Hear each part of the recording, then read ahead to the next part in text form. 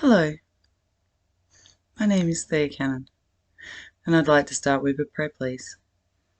Please, Yahweh, in Yeshua's mighty Kodesh name, please, could I have your hedge of protection? I do this freely and willingly. I wish to be your vessel. In Yeshua's mighty Kodesh name, please, Yahweh, let me speak your words for you and do your desires here on earth as they are in the Shemi. By the power of the mighty Ruach HaKodesh, by the mighty, most powerful of all, Yahweh, our Elohim, Yahweh Ehad. So, copping a bit of abuse already from Hashatan here on my left. I should let you know that some spiritual warfare tactics that the Elohim of Yahweh through Yeshua taught me was that if you catch yourself in your thoughts, which direction were you looking in when you were thinking that? Because it says in scripture that Yeshua sits at the right hand of the Father, and that Hashatan, Satan, used to sit at the left hand of the Father before he was thrown down. But you still hear him and his fallen angels from the left. You can hear Yeshua and the good angels from the right. You can hear the Father, Yahweh, from above. Now, they've asked me to get on here and speak about my dreams that I've had. Because I was watching this Perry Stone little clip today, and he was telling me about certain things that mean certain things in dreams, and I'd never realised what this dream meant. That I'd had a long time ago, and it was a very weird dream. And tried to find his interpretations for it, but nothing really sat right. And hearing Perry Stone today, it was like, So this dream that I had, over 20 years ago, yes. Praise you, Yahweh, for Yeshua. This dream that I had, it was a very bizarre dream. I woke up and thought my reactions in the dream were very bizarre. Because I remember everything. I was in my body, and I remember it all, and I remember what I was feeling throughout the dream. And when I woke up, it was like, why was I not reacting?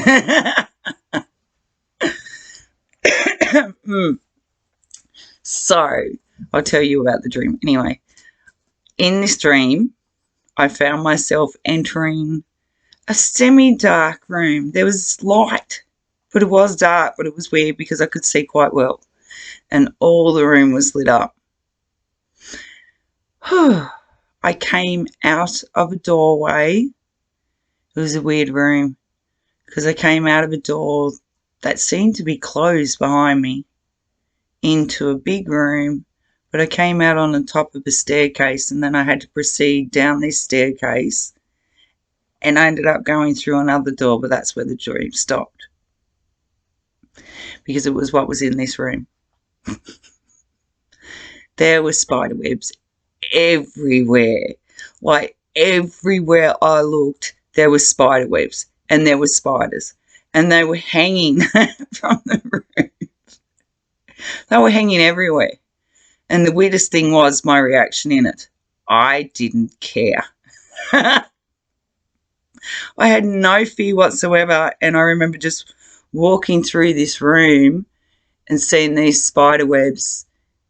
One spider tried to come down near me, but I sort of just moved around it like it was nothing and proceeded to walk around this staircase and down, looking at all these. The room was full of them. They were coming up everywhere. That's when I woke up, I thought, what? I had no fear. I had absolutely no fear, and none of them touched me.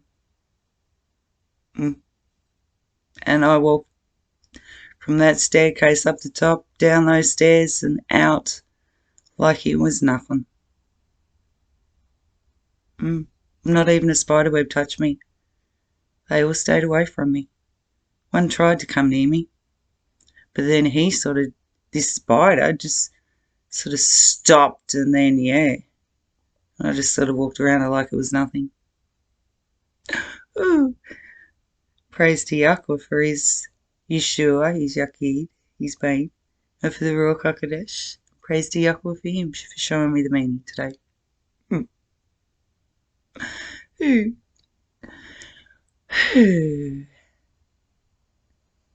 Yes. So then I had, I got prompted to watch a music clip.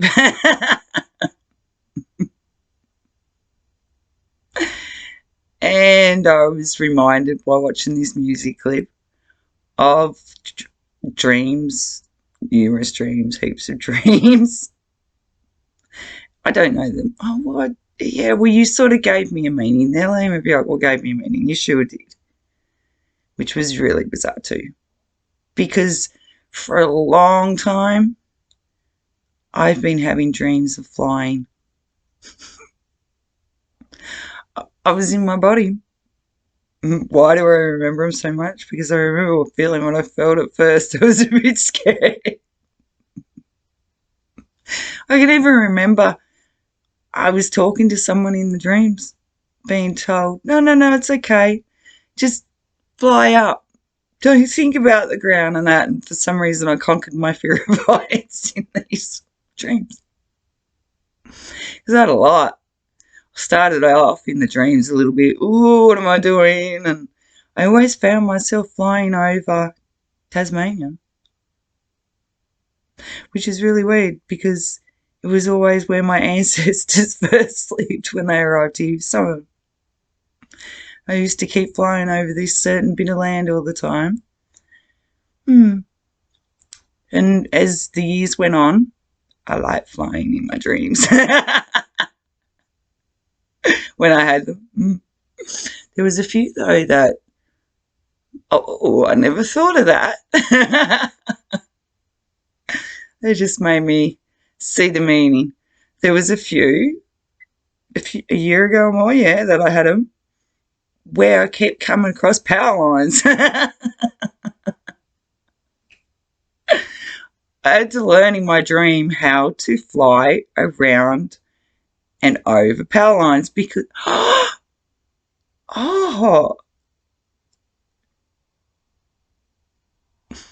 I kept holding my head down while I was flying and I didn't see them coming. Yeshua was teaching me to hold my head up while I fly so I can see what's coming. Oh, I love it. I did get quite good at flying around power lines in the end. Solon Hashtan. F-bomb. Ooh. There you go. Found a new meaning. Praise Yahweh and praise Yahweh and his Elohim. Who? Yeah.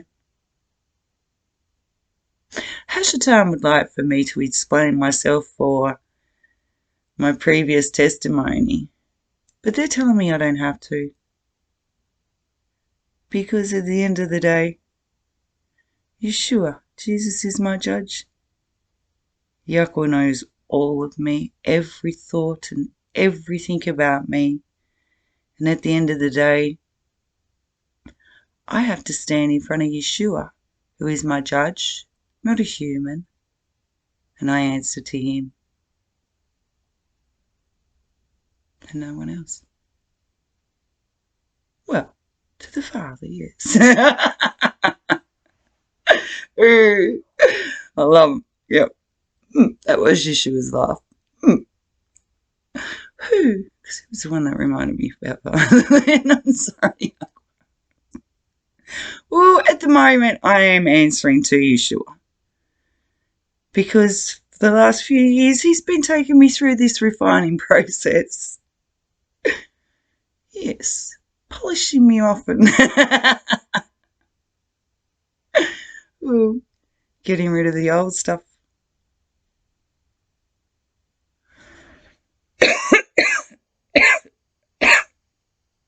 They have a tendency to do that if I'm getting carried away into the wrong area. Because if I don't listen and get pulled up, look at me little cough, that will pull me up.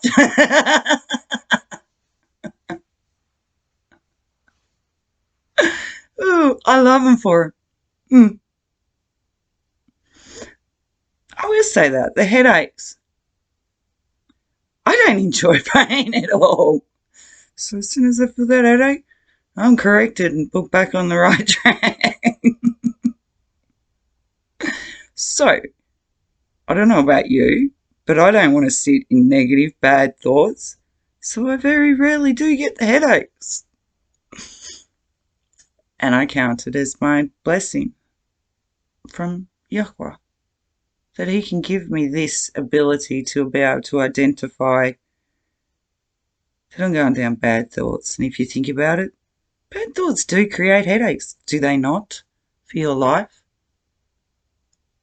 Little ironic, don't you think? He never does ironic. Everything is meant to be. I found that out too. Whew.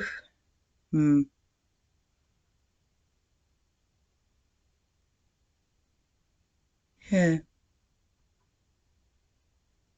Sometimes the best thing to do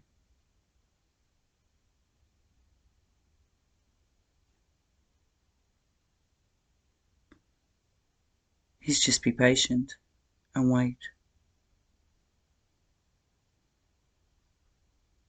Because sometimes we react from our emotions when maybe we need to just wait. Be patient and wait. Oh, they're asking me to reveal something here, and it's something I've been pondering for a long time. See, I've got to go down there. A lot of people believe that you say the sinner's prayer and that's it, you're okay. Continue on with your life the way you've been living. Doesn't matter if you've hurt anyone, you believe in Jesus now, you're saved. Sorry, I was being sarcastic, yes. See, and that's not wrong. You do, you are.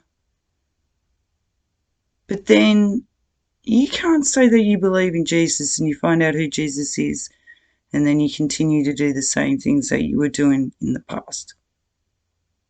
When you become aware that maybe some of your actions were hurting others.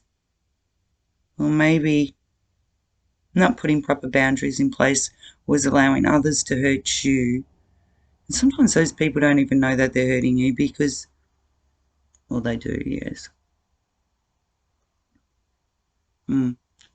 Yeah. So why I have put so much into trying to be a better person and so forth is because doing my counselling and that, I became aware that sometimes I was doing things where I really believed it was a good thing in my heart.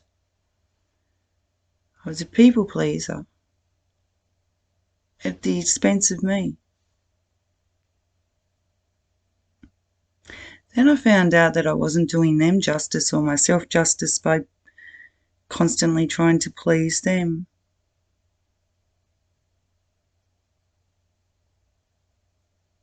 Why do I say that? Because it might start off something little, but then you got to do something more, and something more, and something more, and something more, and eventually you don't recognise yourself. And that was my old past. So sometimes we have to create boundaries in order to say, this is who I am.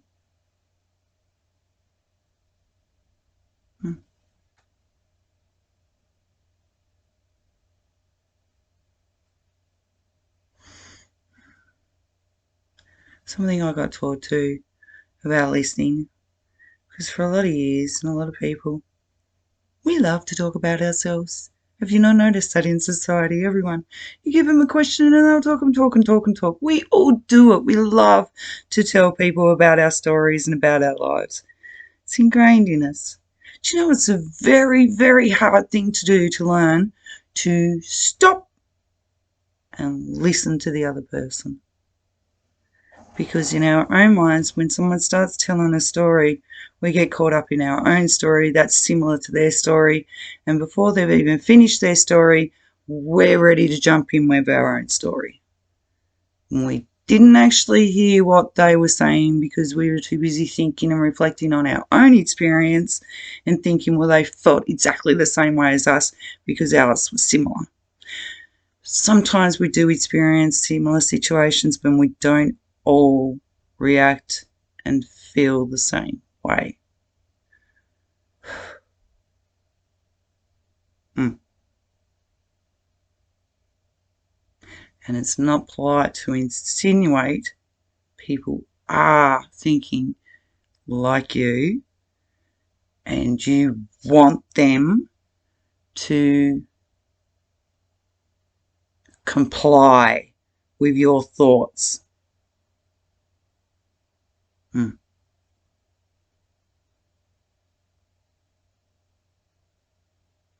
Because we're all different. That's what makes us all so beautiful, hey?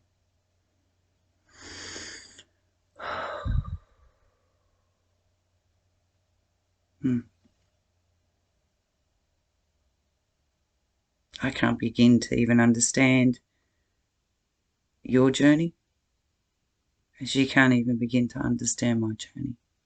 But there is one that can. He's your helper. He's your salvation.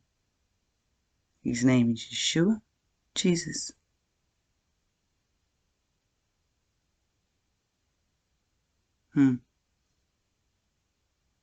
Watch yourself too. Something else they taught me in counselling, and 3 things. When you start using the statement of like a people pleaser, I want to heal you, I want to save you, I want to do this, then your ego is in control. It should be call on Yeshua, Jesus, the Father, because they're the ones that know your heart. They're the ones that know you. And you should always go to them first.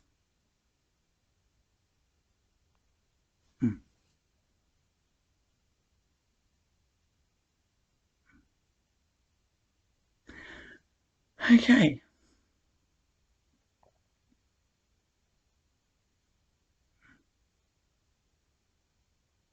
All right. I'm going to leave you with a prayer.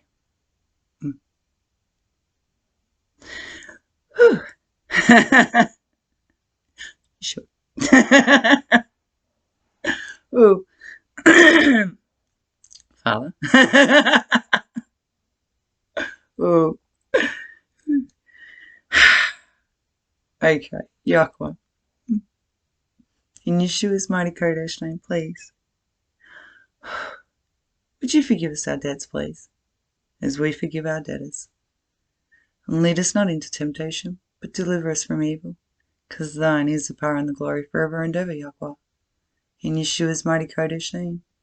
Yahweh, could you please let your desires be completed here on earth as it is in the Shemin, in the mighty Kodesh name of your Yaki Jubin, Yeshua Emmanuel, and by the mighty Ruach HaKodesh, and by the mightiest of all names, you Yahweh, Yahweh, Abba, our Elohim, Yahweh, Ehad. I love you. Don't you love the things right at the right times?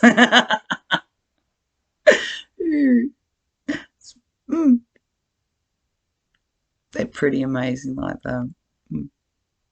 All right. I love you all. And thank you.